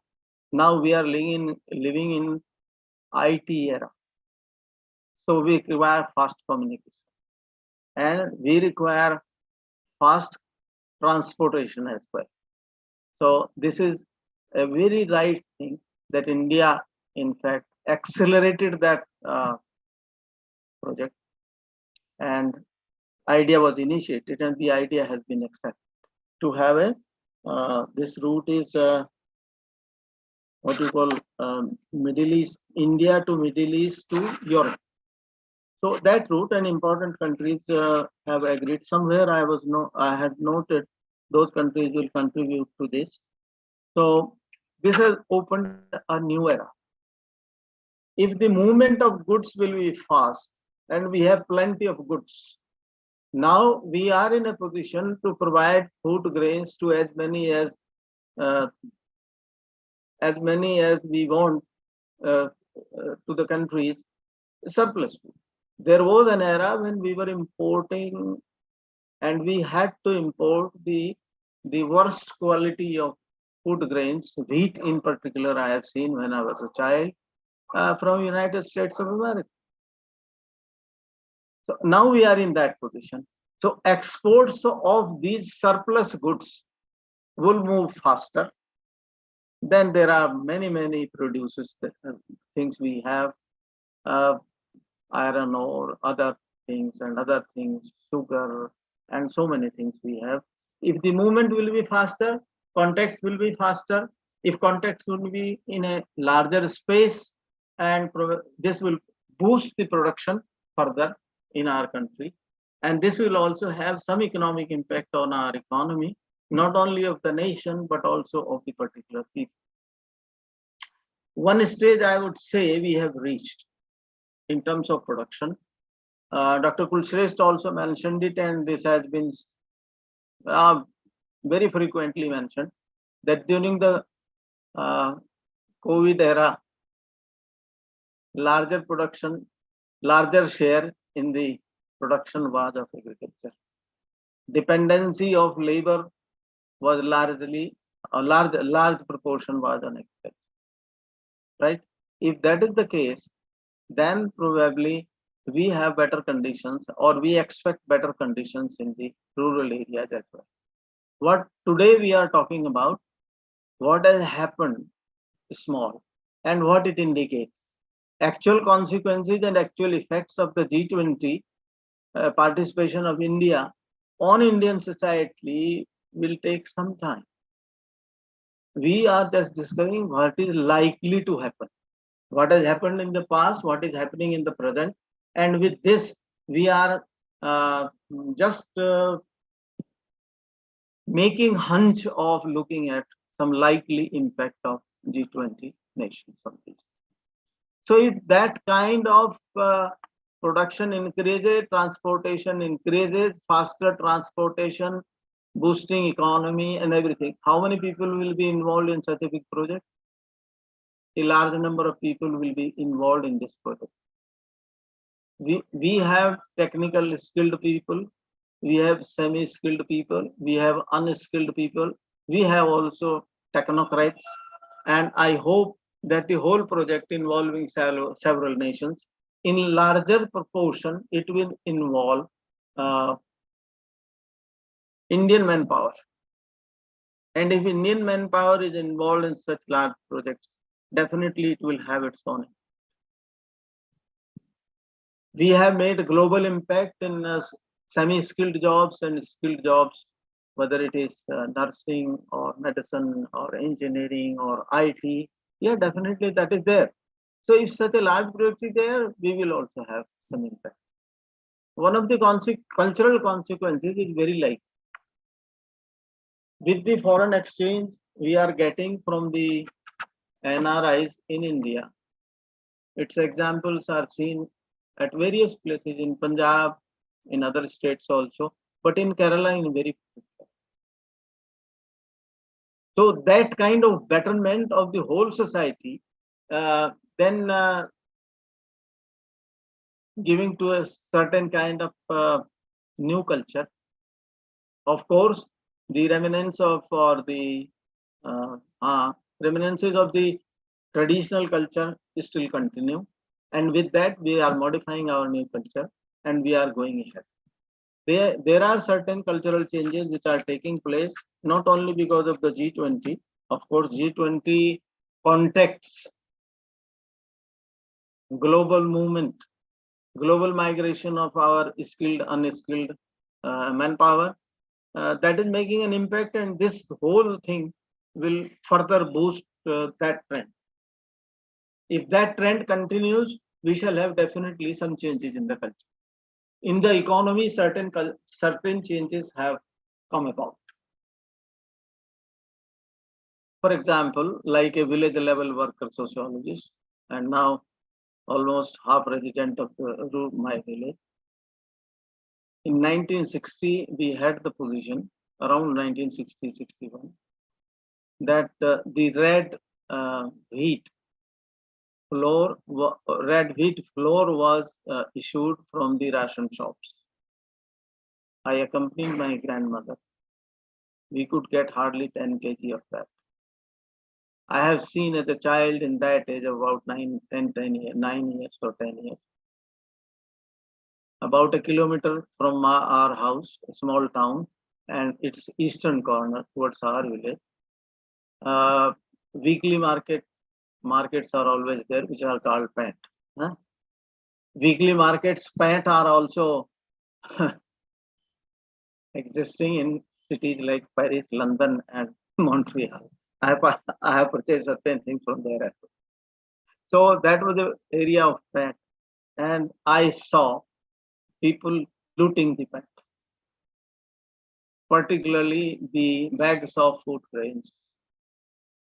Somebody has a small knife or a small other thing, and somebody is putting a bag of wheat on his head or on his back, and the other person runs away behind him, and from the lower edge he will cut it and he will have some food grains.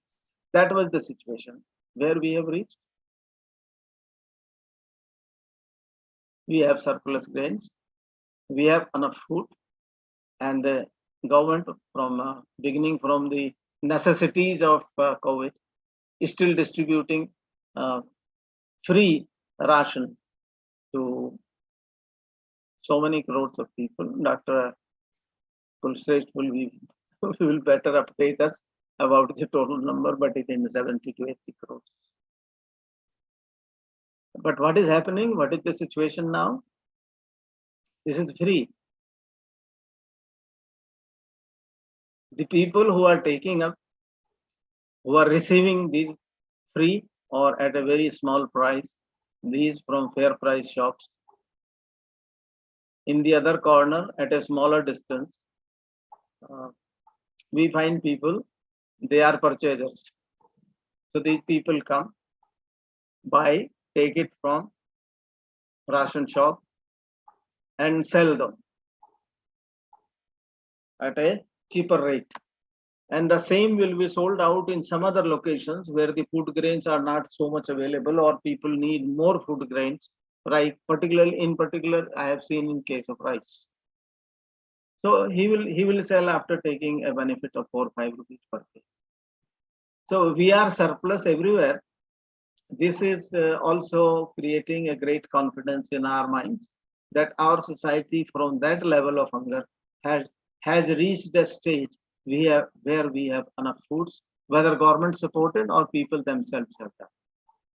Another, again, there is a cultural hesitation among the people. In the village, I look at people, if they will get a job of 8,000 rupees per month or 10,000 rupees per month, and at a place 8 kilometers or 10 kilometers away from their home, they will be happy to do it. In agriculture, the labor scarcity is there. Particularly, I hail from a village which is in part of Western UP. Rather, it is now politically, geographically classified in Uttarakhand, just near the border of UP. Western UP. A labor can get 1,000 rupees, can earn 1,000 rupees in the season. Wheat cutting, rice cutting, and you see preparation for sugarcane, then sugarcane caring, ploughing and other things, and then binding the sugarcane nowadays. You see, for cutting rice, people were not available. And ultimately the machines were invited, and some people from the area also purchased those machines. Because even at 1,000 rupees, there is a unit called bigha, and 15 bighas of this area are equivalent to 1 hectare. Those were not available. So likewise, the mechanization of agriculture is also taking place at a larger scale, which had already taken place in states like Punjab. But now it is also taking place in these states.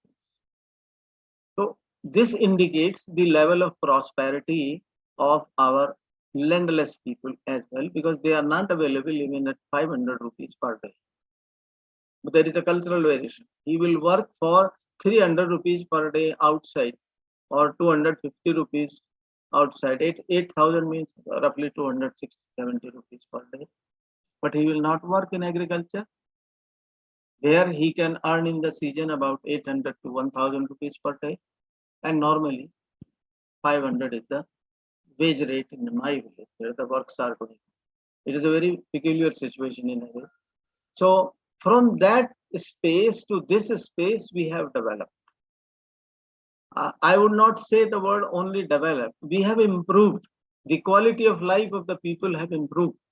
In 1960, if I were to remember my observations of my own village and the nearby areas, half of the houses were thatched. Kacha houses were in majority. Pakka houses were maybe 2%, 3% hardly. And whosoever was having a Pakka house was considered of a higher, very high status.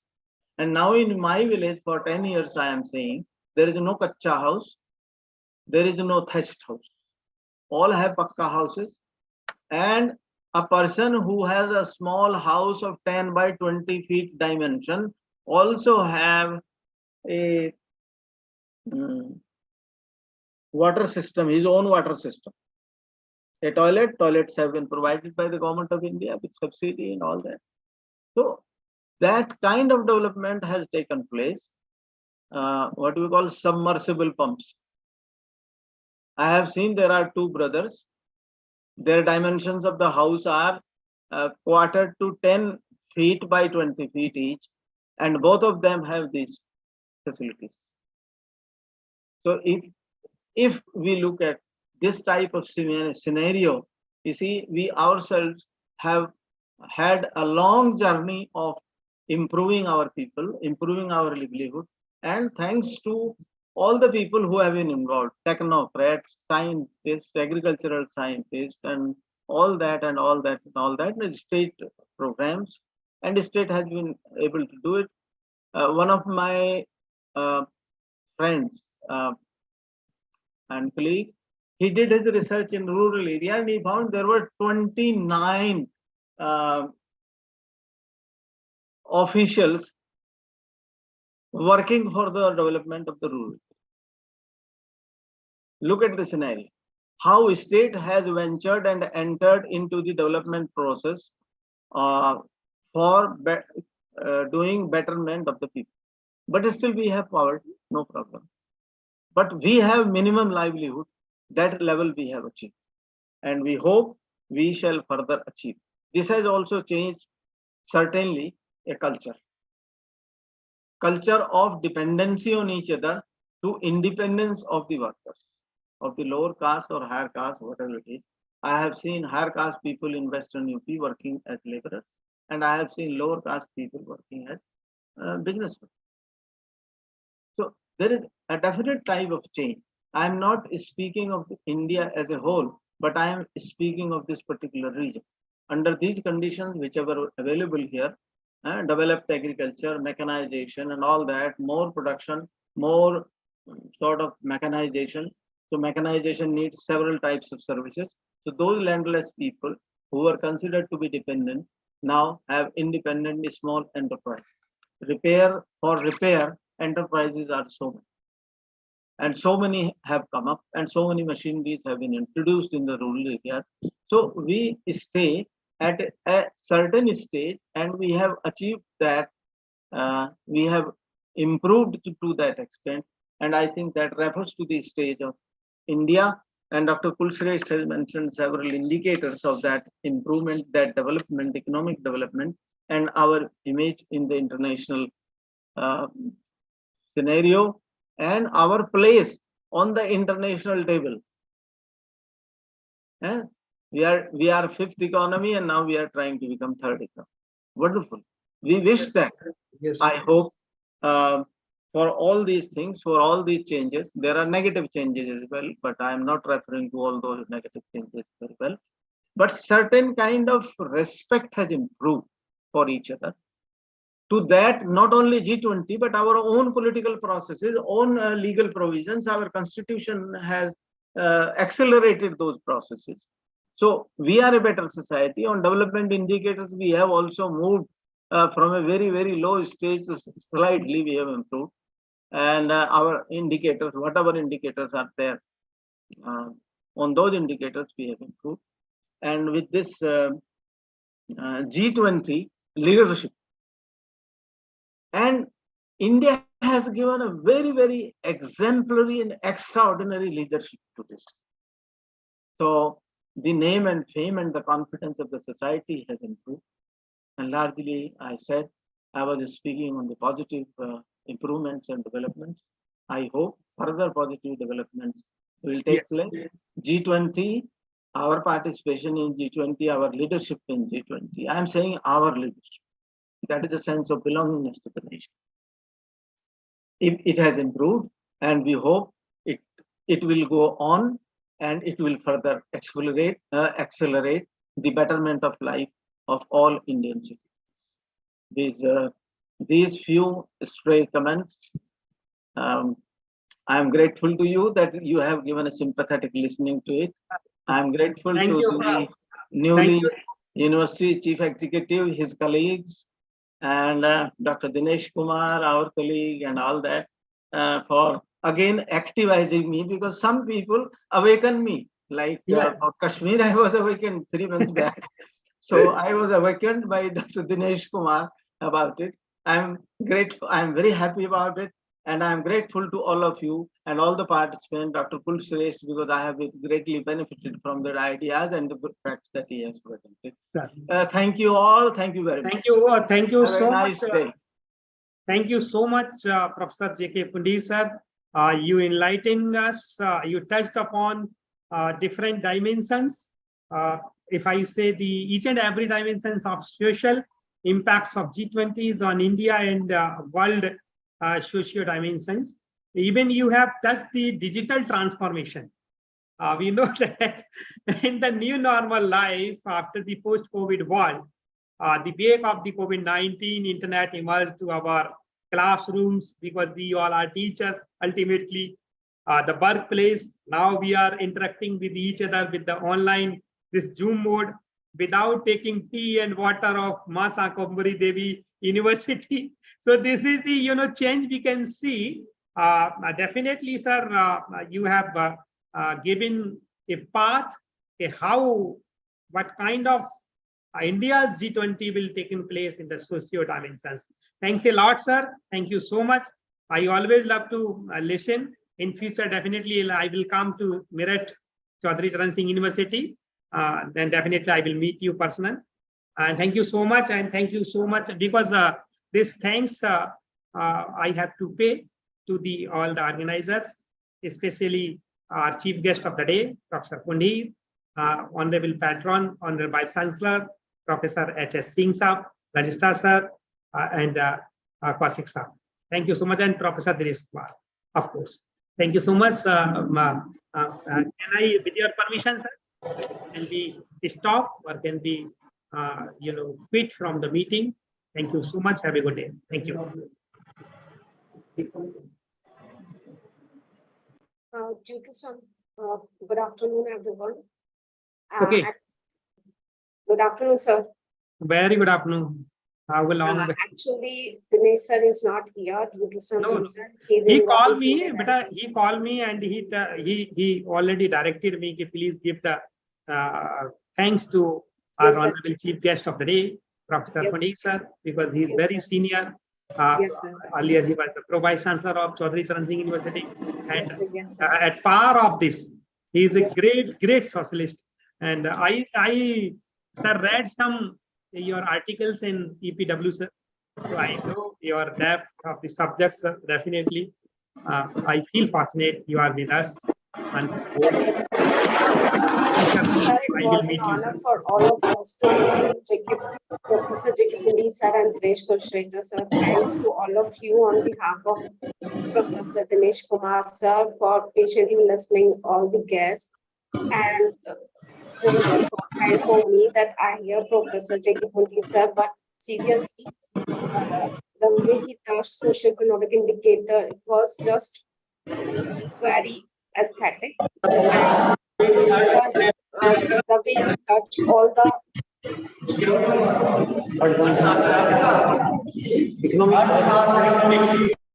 yes, sir, there's a problem of muted and unmuted mics.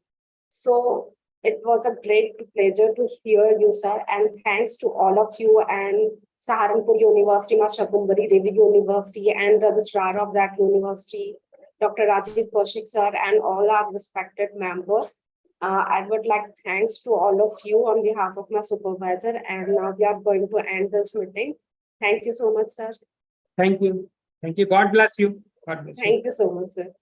Thank you, sir. Good day. Thank you. Bye-bye.